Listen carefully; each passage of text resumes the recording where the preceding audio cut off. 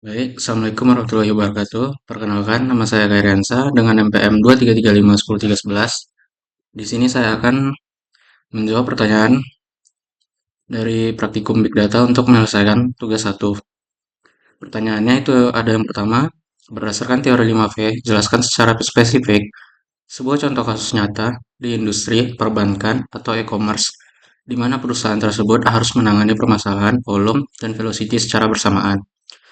Di sini contoh kasusnya itu ada pada industri e-commerce seperti Tokopedia atau Shopee. Eh, Setiap hari terjadi jutaan aktivitas pengguna seperti pencarian produk, klik barang, chat penjualan, transaksi, pembayaran, hingga tracking pengiriman. Lalu permasalahan volumenya, volume itu berarti jumlah data yang sangat besar. Contohnya itu jutaan transaksi terjadi setiap hari. Lalu ada setiap pengguna menghasilkan data aktivitas seperti histori pencarian wishlist, keranjang belanja, dan review. Lalu ada data produk dari jutaan seller terus bertambah. Dalam suatu hari, data yang tersimpan biasa mencapai ukuran terabyte, bahkan petabyte. Lalu yang keduanya ada permasalahan velocity-nya. Velocity itu berarti data datang dengan sangat cepat dan harus diproses secara real time atau hampir real time. Contohnya itu saat flash sale berlangsung, ribuan transaksi masuk setiap detik. Sistem harus langsung memperbarui stok barang agar tidak terjadi overselling. Lalu sistem rekomendasi harus cepat menampilkan produk relevan berdasarkan aktivitas pengguna saat itu juga. Lalu deteksi penipuan pembayaran harus dilakukan dalam hitungan detik. Lalu mengapa volume dan velocity menjadi masalah bersamaan? Perusahaan harus menyimpan data dalam jumlah sangat besar atau volume, sekaligus memproses aliran data yang masuk dengan sangat cepat atau velocity. Jika sistem lambat, transaksi bisa gagal. Stok barang tidak sinkron, pengguna mengalami delay, bahkan perusahaan bisa mengalami kerugian besar saat event promo.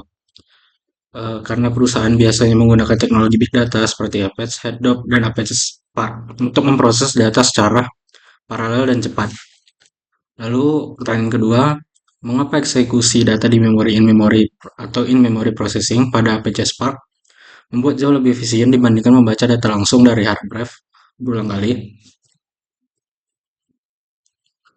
Nah, di sini Apache Spark menggunakan konsep in-memory.